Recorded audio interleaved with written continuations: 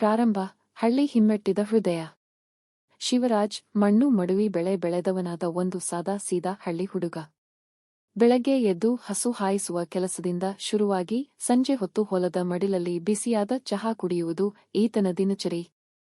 ಒಂದು ದಿನ ಹಳ್ಳಿಗೆ ಬಂದಿದ್ದ ಶಿಬಿರ ಕಾರ್ಯಕ್ರಮದಲ್ಲಿ ಕಾಣಸಿಕ್ಕಳು ಕಾವ್ಯ. ಹೈದರಾಬಾದ್ನಿಂದ ಬಂದ ಎಂಜಿನಿಯರಿಂಗ್ ಹುಡುಗಿ. ಹೊಳೆಯ ಬದಿಯಲ್ಲಿ ನಡೆದ ಕಾರ್ಯಕ್ರಮದಲ್ಲಿ ಕಾವ್ಯ ಮಾತನಾಡಿದ ಶುದ್ಧ ಕನ್ನಡ. ಆಕೆಯ ನಗು, ಅವಳ ದೃಷ್ಟಿ ಶಿವರಾಜನ ಹೃದಯ ಕೆಂಪು ಹೂವಂತಾಗಿಸಿತು. ಮಧ್ಯಭಾಗ ಮೌನ ಮಾತುಗಳು, ಹೃದಯದ ಹಗ್ಗಜಗ್ಗಾಟ. ಕಾವ್ಯ ಹಳ್ಳಿಯಲ್ಲಿ 15 ದಿನ ಇರುತ್ತಾಳೆ. ಶಿವರಾಜ್ನ ಮೌನದ ಪ್ರೀತಿ ಕಾವ್ಯಾಳ ಕುತೂಹಲವಾಗುತ್ತದೆ. ಇಬ್ಬರು ದಿನದಂದು ಎಣ್ಣೆಲಿತ್ತ ಬೈಸಿಕಲ್ ಸವಾರಿ, ಜೋಳದ ಹೊಲಗಳಲ್ಲಿ ನಡೆಯುವ ಮಾತುಕತೆ ಹಾಗೂ ದೇವರ ಮಂದಿರದ ತೋಟದಲ್ಲಿ ಕುಳಿತು ಬೀಸುವ ಗಾಳಿ ನಡುವೆ ಬೆಳೆದು ಬರುತ್ತದೆ ಪ್ರೀತಿ.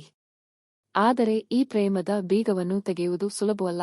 ಶಿಬಿರದ ಕೊನೆಯ ದಿನ ಕಾವ್ಯ ಕೇಳುತ್ತಾಳೆ, ನೀನು ನಿಜವಾಗಿಯೂ ಈ ಹಳ್ಳಿಯಲ್ಲೇ ನನ್ನೊಂದಿಗೆ ಬದುಕುವ ಕನಸು ಕಂಡಿದ್ದೀಯಾ?